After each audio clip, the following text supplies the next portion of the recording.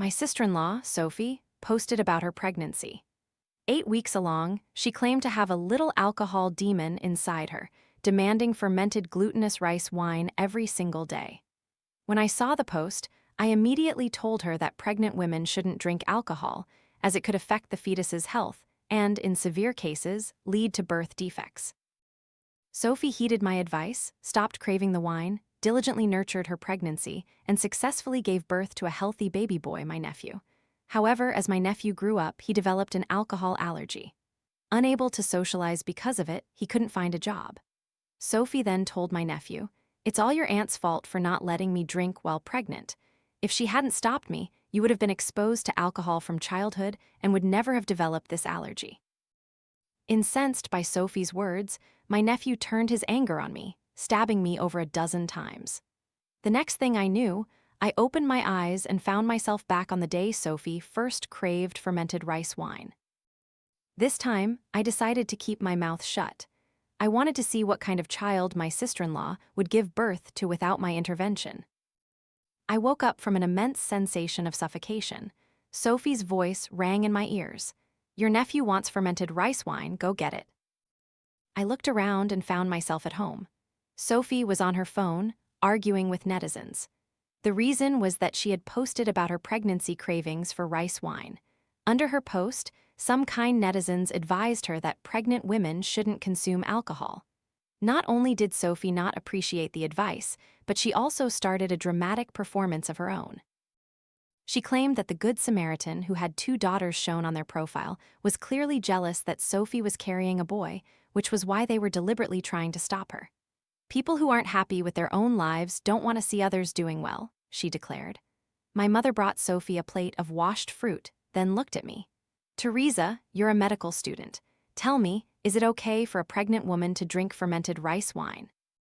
In my previous life, when we found out Sophie was pregnant, the whole family was overjoyed. My mother even came from our hometown specifically to take care of her. Sophie quit her job, focusing on her pregnancy. She instantly became the top of our family's food chain. Whatever she craved, my mother would make for her. It was *I who advised her that alcohol is an organic substance that passes through the placenta directly into the fetus. The fetus is in a crucial stage of development. Alcohol would slow its growth, and in severe cases could lead to deformities. I even found relevant case studies for Sophie to read. After hearing me, Sophie was terrified and never mentioned eating rice wine again. She then had a peaceful pregnancy and safely gave birth to a healthy baby boy, my nephew, who grew up strong. But later, my nephew was diagnosed with an alcohol allergy.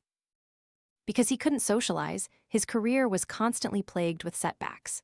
Sophie, in turn, fanned the flames, claiming that if I hadn't stopped her from drinking during pregnancy, our nephew would have been exposed to alcohol in the womb. I was stabbed over a dozen times by my nephew, dying a tragic death. Thinking of it now, the agonizing pain of the knife tearing through my flesh resurfaced. I lowered my head, looking at my unharmed body, and smiled coldly to myself. If they were so unreasonable, so determined to court death, why should I bother trying to advise them? I'd simply respect their choice and wish them well. "Theresa, you're a medical student. Tell me, is it okay for a pregnant woman to drink fermented rice wine?" My mother called my name again. Facing her gaze, I pretended not to understand Sophie's craving, not to acknowledge that the baby inside needed it. "Besides, Mom, don't you know how to make glutinous rice wine? Homemade is much cleaner than anything you'd buy outside." Sophie frowned, staring intently at me for a long time. "This time, you're not going to stop me." I was startled. A wild thought flashed through my mind. Could Sophie have also been reborn? Facing the person who caused my death in the previous life, I could only try to suppress my emotions, forcing a smile. What do I know? I've never been pregnant, but books say a mother's mood affects the fetus. Sophie, happy eating her rice wine, would surely have a happy baby inside. Sophie smiled, satisfied. She ordered my mother to quickly make her some rice wine. She then lay on the sofa like a favored concubine, looking at me with disdain. "This time, no matter how much you advise me, I won't stop." She stroked her belly, her face full of love. "My precious baby, this time Mommy won't fall for that petty person's trick. From now on, I'll train your alcohol tolerance, ensuring you'll be highly regarded by leaders when you grow up." Hearing her say those words, I was certain Sophie had also been reborn. My heart turned cold. My tragic death in the previous life was partly her doing too. In this life, she was betting everything, wanting to train my nephew's alcohol tolerance. I pretended not to see, letting her do as she pleased. Everyone has their own destiny, I wanted to see. Without my interference, could Sophie give birth to a healthy child? The fermented rice wine was quickly served. Sophie ate it while recording a video to post online. Who understands the heart of a pregnant woman craving rice wine? My husband says the baby takes after me, liking to drink. It seems I'm just a surrogate mother. In the video, she scooped a large spoonful of rice wine into her mouth, a look of satisfaction on her face. The post exploded. The comment section was flooded with tens of thousands of netizens. Sophie thought she had become famous. Excitedly, she opened the comments, but was utterly disappointed by what she saw. Most of the commenters were earnestly advising her, just like I did in my previous life. They told her about the harmful effects of alcohol exposure during pregnancy. Sophie snorted disdainfully, picking up her phone to retort to each one. A specialist explained, ethanol in alcohol will affect fetal brain development, leading to fetal alcohol syndrome. Sophie replied, homemade rice wine has no alcohol content, no ethanol. Someone watching to the end of the video saw Sophie's face and started commenting on her appearance. Looking at the op's face, it feels like the wrinkles on her cerebral cortex were instantly flattened. Small eyes, big nose, buck teeth, protruding mouth, short philtrum. With this classic bizarre face, everyone, don't bother advising her anymore. Sophie retorted, this is a face that brings prosperity to her husband and children. You're just jealous of me. Someone eager for drama commented, 666, the baby will be born slightly tipsy. My mom ate like this when she was pregnant with me. I was born knowing how to do the money-grabbing dance. Sophie replied, a blessed child. My precious baby will also do the money-grabbing dance later. Sophie and the netizens argued endlessly. Feeling thirsty, she drank half a bowl of rice wine. Seeing that she wouldn't listen, netizens gradually stopped advising her. Sophie was smug and arrogant like a proud hen. She thought the people on the other end of the internet were jealous of her. Her vanity was instantly satisfied. She saw me still sitting in the house and couldn't stand it. Theresa, you're not a child anymore. What kind of etiquette is it to just stay cooped up in the house like this? I'm now carrying the bloodline of your Zhao family. I'm a great contributor to this family. You should be grateful to me. Listen closely. Don't spend anything in this house from now on. It all belongs to my son. She didn't hide the malice in her voice, relying on her pregnancy to hastily set rules for me. I chuckled inwardly, only wishing to escape this bizarre person. Sophie continued, yes, Mom is here to take care of me at home, so you go back to school. Your bedroom will be converted into a playroom for your nephew. During summer break, you'll go out and work part-time to save money for his baby formula. I quickly packed my bags and went straight to school, afraid that if I lingered even a second longer, I would burst out laughing. At school, I focused on my studies, ignoring external matters, no longer involved in family affairs. My mother called me a few times in between, always about Sophie constantly demanding that she make rice wine. My mother was worried about Sophie's health, and even more worried about the baby in her womb. She urged me to come home and convince Sophie to stop drinking, but I refused. Wasn't the lesson of my tragic death in the previous life profound enough? If she wanted to court death, then let her. I told my mother, Sophie has pregnancy cravings. Besides rice wine, she can't eat anything else. If you don't make it for her, she won't eat. What if your precious grandson goes hungry? But my mother still wanted to add more. I then said, outside, rice wine is very expensive. If you don't make it for Sophie, she'll take David's money to buy it. My mother was a stingy woman. She calculated for a while, if Sophie bought rice wine every day, it would be a significant expense. With her stingy nature, she definitely couldn't bear it. She had also observed Sophie's wasteful spending. Seeing that Sophie was drinking the rice wine she made, and that Sophie and the baby showed no immediate problems, my mother gradually felt relieved. Pot after pot of rice wine was made in our house. I followed my professor into the lab, engrossed in data. I am a medical student whose mission is to save lives. In my previous life, I put this saying into practice. I used all the knowledge I had ever learned to protect Sophie and my nephew's safety. But they weren't grateful. They even thought I was meddling. In this life, I will still be a doctor. I will not abandon my original ideals because of their hurt. I will save those who deserve saving and not waste time on ignorant people like Sophie. I discarded the thought of helping her, choosing to respect the fate of others. The next call from home came 3 months later. My mother hesitated. "Theresa, can you come home for a visit? Your sister-in-law?" I packed my bags and rushed home. How amusing it was time for the show to begin. My mother opened the door for me. She seemed to have aged a lot in that short time, her face downcast. A faint smell of fermenting yeast filled the house. She told me what had happened at home in my absence. "Your sister-in-law demands rice wine every day, and she eats more and more. Now, 2 pots a day aren't enough. A few days ago, she went for a prenatal checkup, and the doctor said she had something called gestational diabetes and some other unstable indicators. They wanted her to be hospitalized for observation and further tests. She came home and went mad, smashing things, saying the doctors wanted to harm her and the baby." Through my mother's words, I learned that Sophie was drunk every day and hadn't gone for any prenatal checkups. My mother was worried about the baby's health, and this time she called me back to persuade Sophie to stop drinking. I agreed orally and followed my mother into Sophie's room. The closer we got, the stronger the smell of alcohol in the air. Sophie lay drunk on the bed. I moved closer to get a clear look at her face. She had gained several sizes, her once slender figure now bloated and obese. Her skin was rough, oily, and dotted with acne. It had been sugared by her diet. This was inseparable from eating 2 pots of rice wine every day. Her belly protruded due to the rapid weight gain, covered in stretch marks like ugly centipedes. She was now like a completely different person. My mother said that my brother, David, also subtly felt Sophie had become unattractive and no longer wanted to be intimate with her. David rarely came home anymore. Sophie did nothing. Every day she just sat there, ordering my mother around.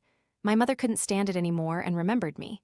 Her complaints went in one ear and out the other as my eyes were fixed on a bottle of pills on Sophie's nightstand. "Mom, what's that?" "Oh, those are painkillers. Your sister-in-law keeps complaining of headaches. I bought them for her. They cost me 10 yuan. You gave her painkillers for how long?" "About 2 months now. Insane. A bunch of lunatics. Painkillers, though fast-acting, have significant side effects and are absolutely forbidden for pregnant women. In the time I was away, Sophie certainly didn't disappoint me. Rice wine for meals, painkillers chewed like candy.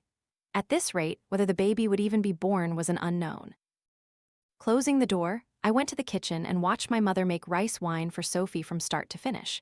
In an unsterilized stainless steel pot lay a mass of glutinous rice. My mother didn't bother to wash her hands, directly mixing in the yeast by hand, then finally sun-drying it for a day. The next day, it was in Sophie's stomach. In such a bacteria-ridden environment, a large amount of impure alcohol had formed in the rice wine. This was the main cause of Sophie's persistent headaches. This poor-quality rice wine would greatly harm even a normal person, let alone a pregnant Sophie. My unborn nephew was being fed sips of wine and painkillers by Sophie. To still be alive after such torment was truly hard to believe. "Drink more, baby. When you grow up, you'll be just like your father with high alcohol tolerance. That bitch dared to stand in my baby's way, it's all her fault. Baby, you did well to kill her. This life, I'll spare her, let her earn money for my baby to spend. It's her blessing." Sophie muttered in her delirium. I knew by her bitch that she was referring to me. Her words brought back memories of my previous life, the gleaming blade stabbing my body again and again. Finally, the knife was stuck in my ribs and couldn't be pulled out. My nephew, fearing I wasn't fully dead, grabbed my hair and slammed my head against the wall, while Sophie stood by, clapping and cheering. I dug my nails into my palms, trying to suppress the rage that made me want to rush over and beat her to death. The time wasn't right. I couldn't act rashly. "Theresa, let me get you a bowl of rice wine."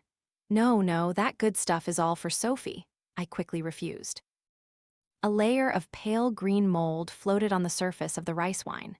This was a sign of spoiled food.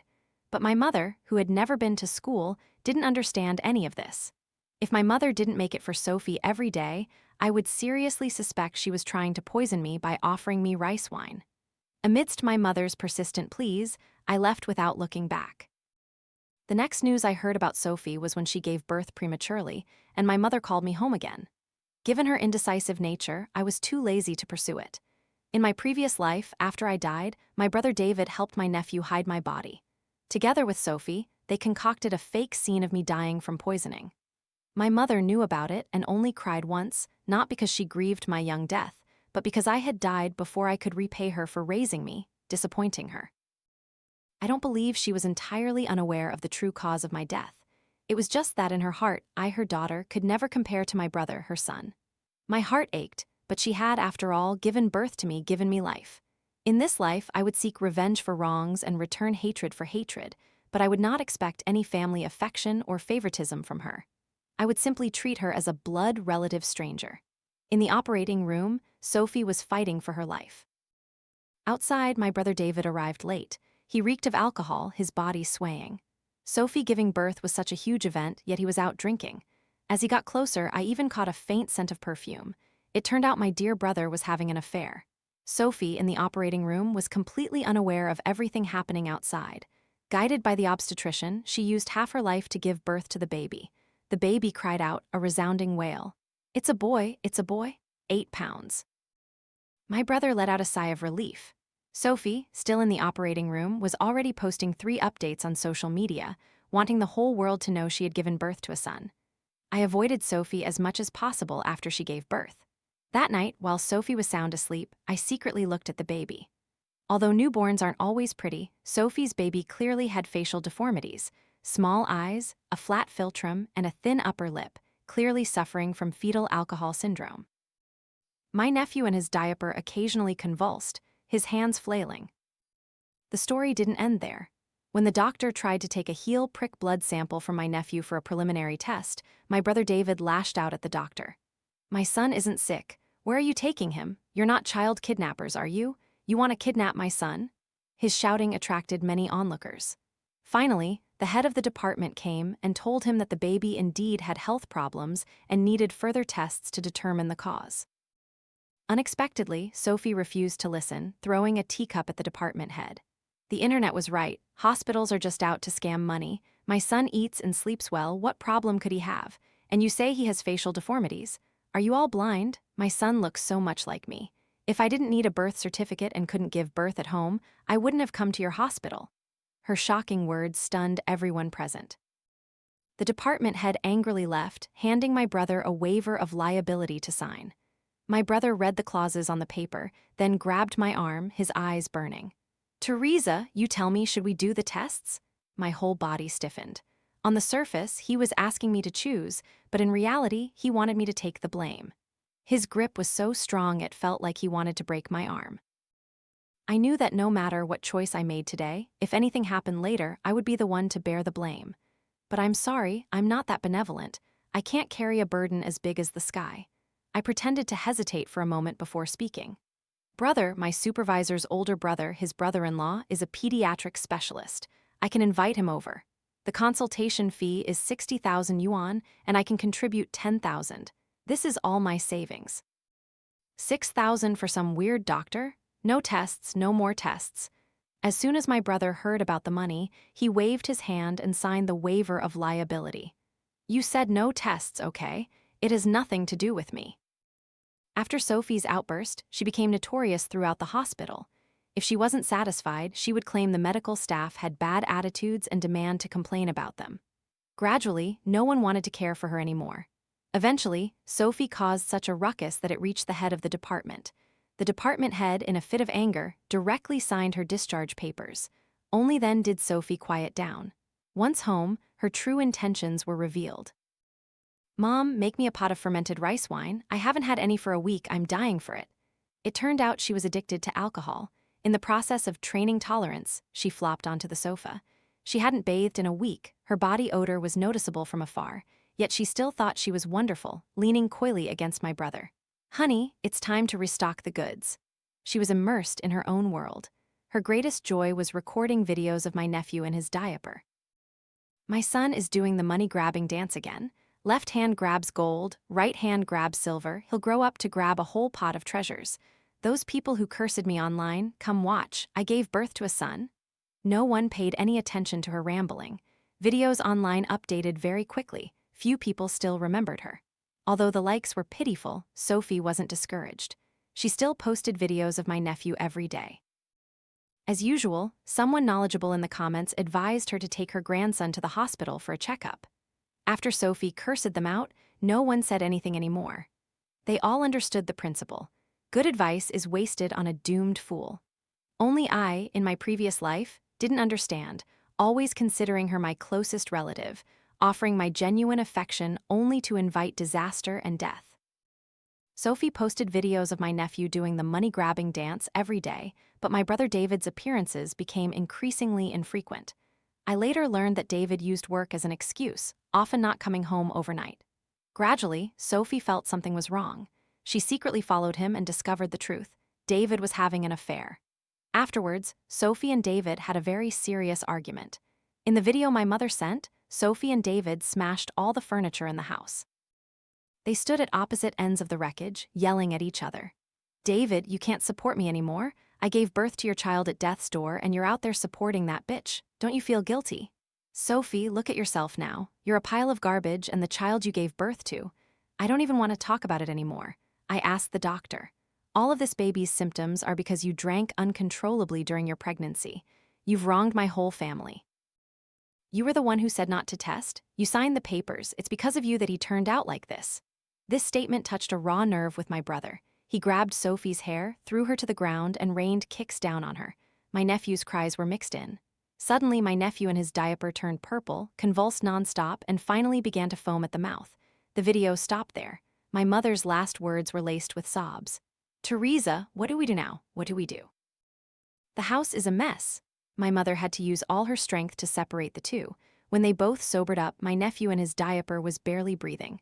My brother no longer had the presence of mind to fight with Sophie. He quickly drove to the hospital. The doctor performed a preliminary checkup and came to an absurd conclusion. The child was suspected of having an alcohol allergy. Alcohol allergy? Everyone was stunned. How could such a young baby have an alcohol allergy? The doctor was also very confused, speaking frankly. Think carefully, did the baby come into contact with any allergens? My mother and my brother looked at each other. Only Sophie's eyes darted away. My brother quickly noticed. He grabbed Sophie's shoulder with so much force it seemed like he wanted to tear her apart. "Sophie, what did you feed my son?" I gave him fermented rice wine. Isn't it your fault too?" "Because I had to go catch you cheating, I wanted him to drink it so he'd sleep quickly." These words astonished everyone present. Sophie had given alcohol to a newborn baby. If Sophie weren't the baby's mother, this act would constitute murder. Fortunately, they arrived at the hospital in time. The doctor induced vomiting and administered IV fluids, saving his life. Sophie was still arguing. Her focus was clearly on the doctor's diagnosis. She grabbed the duty doctor's white coat, challenging him in a strained voice. "Impossible. My son drank fermented rice wine from the womb. He already has antibodies. You're a quack. You're talking nonsense. My son has excellent alcohol tolerance." Their marital bond had vanished like smoke. My brother's most precious son was brought to the hospital by a mouthful of wine. The couple who once loved each other were now enemies. I hid a cold smile in the depths of my eyes. In my previous life, my brother had falsified testimony for Sophie and my nephew, concealing the cause of my death. He didn't remember the affection we shared growing up. I was his biological sister. Yet, for Sophie, he could hide the cause of my death from the outside world. That was my family. So cold. In this life, I didn't need to lift a finger. Their relationship had fractured, and the dog-eat-dog drama had begun. I was very curious. Without my intervention, would my brother still trust and unconditionally favor Sophie this time? "Theresa, why are you so late? Traffic was bad. How is my nephew?" "Good. What's good? That damn woman, your sister-in-law, gave him alcohol again. She's utterly reckless." I pretended to be shocked, echoing my brother's criticisms of Sophie. "Sister-in-law is too daring. How can such a young baby drink alcohol?"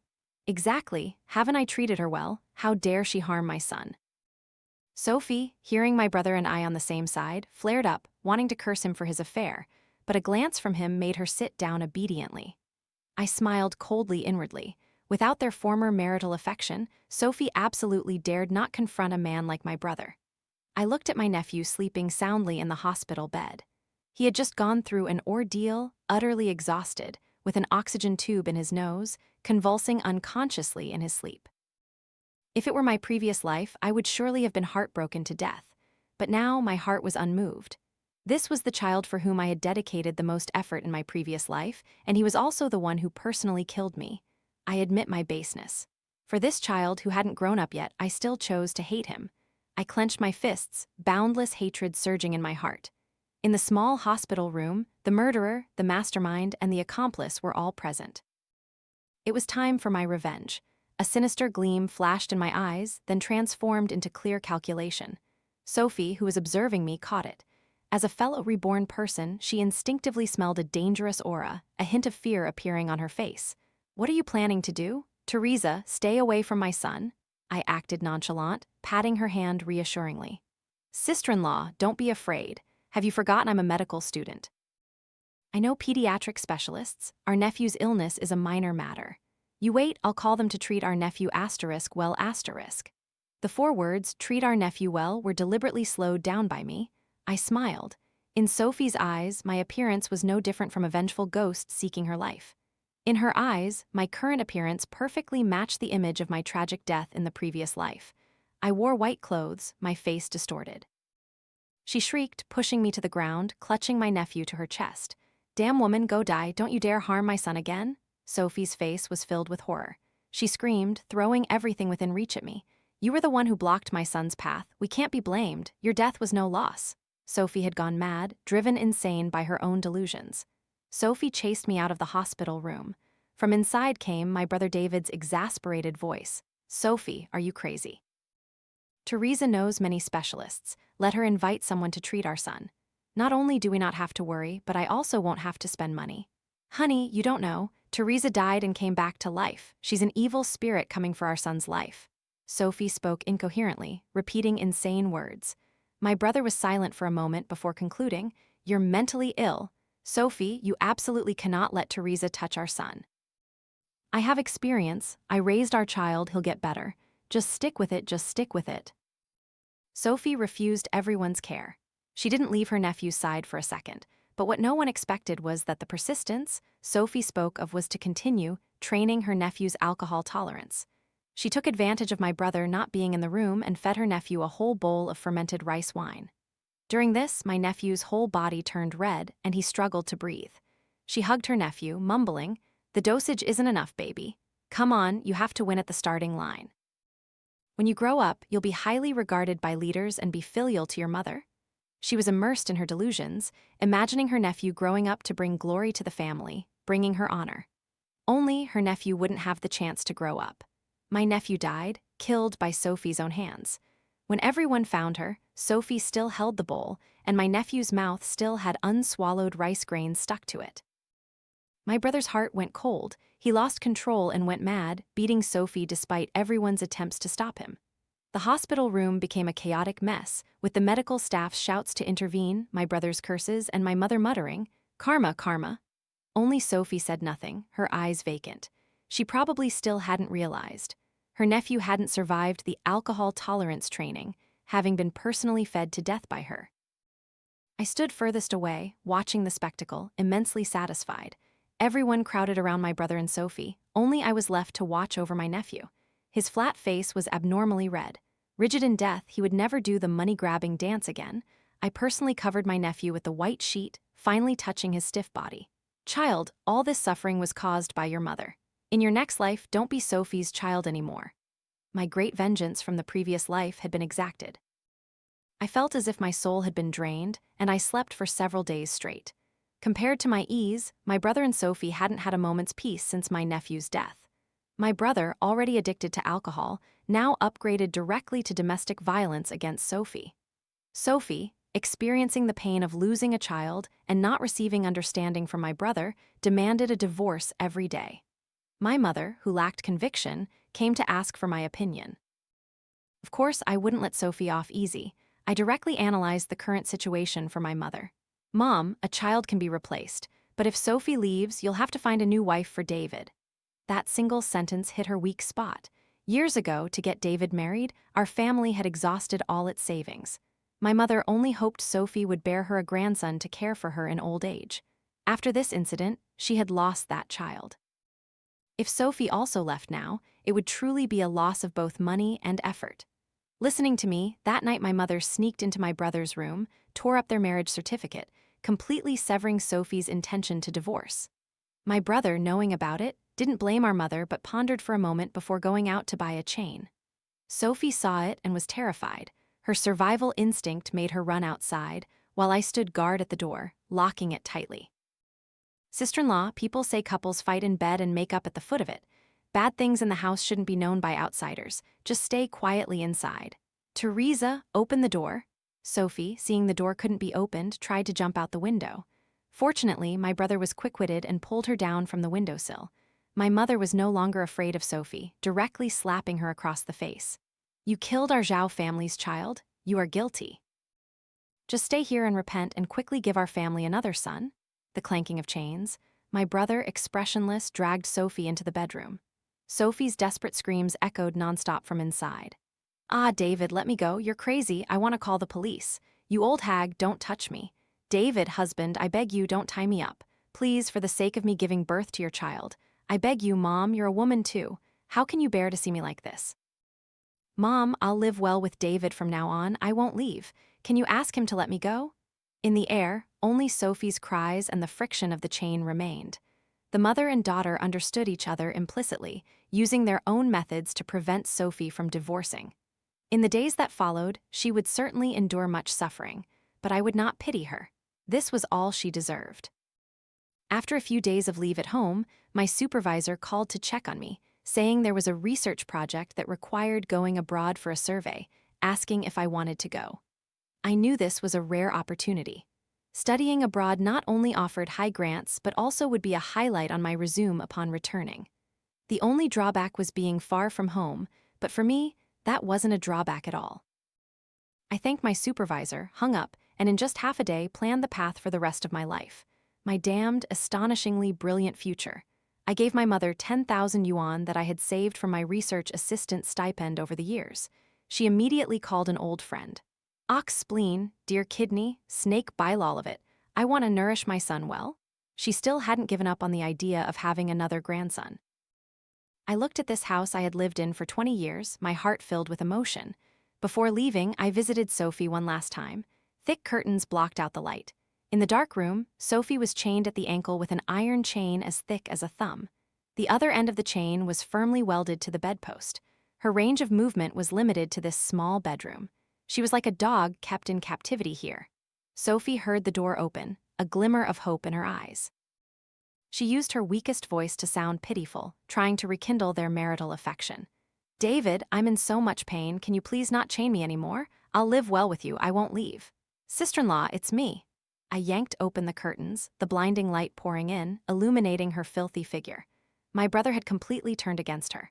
My mother was too lazy to care, bringing her a little food each day to ensure she didn't starve, but asking no other questions. The room reeked of urine.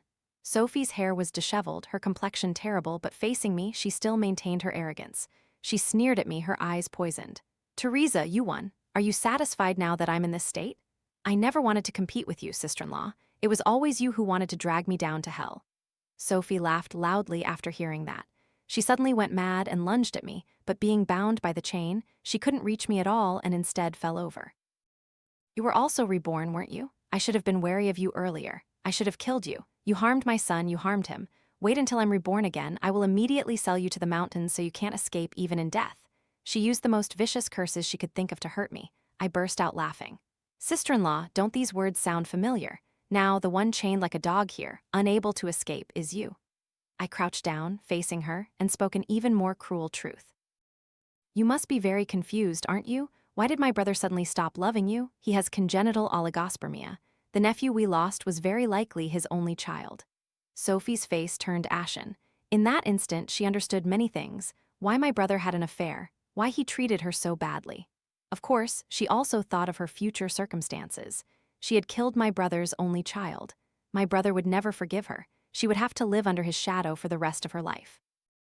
She collapsed, screaming, I want to be reborn. I want to start over. Theresa, it's all your tricks. If I kill you, can I be reborn? You bitch, I'll kill you. Sophie screamed, pulling at the clanking chain. She was now completely insane. I squatted down, brushing her hair behind her ear, and gently said, Sister-in-law, you're talking nonsense again. From now on, you don't need to do anything. Just stay here and bear children for our family, okay? I had to go. Before I left, my mother packed me a warm box of dumplings, but I accidentally left them in the taxi. Perhaps this was fate's arrangement. The only time my mother packed me dumplings, I didn't get to eat them. I boarded the plane to go abroad, my phone's SIM card discarded in the airport trash can. Those tangled grievances would be incinerated along with that filthy trash. Abroad, I diligently pursued my research. Whenever someone asked about my family, about the first half of my life, I would just smile and brush it off.